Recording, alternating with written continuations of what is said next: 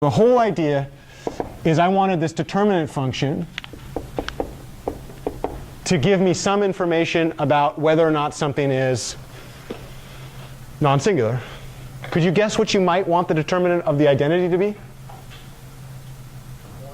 be? Doesn't 1 sound quite nice? And probably not 0. Wouldn't it be nice? Doesn't it make sense that this thing has linearly independent columns?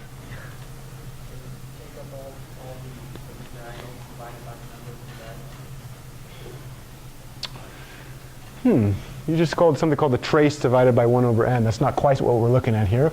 You're a little bit fast for old Anderson.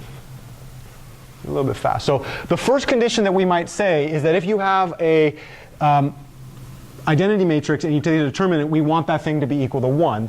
What's the next condition that we might want to analyze? What are some other things we might want to be true about this determinant function? And let me ask you this. What did we say about all non-singular matrices? They come from doing what?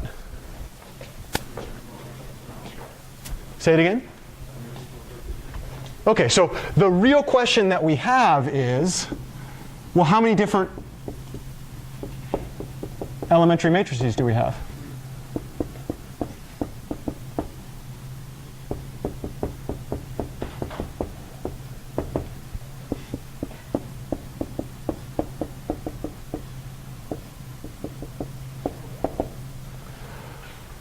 So if you knew what the identity was, and then you knew the cost of each of these, then you might actually be able to say, well, what is then the cost of multiplying any single one of these?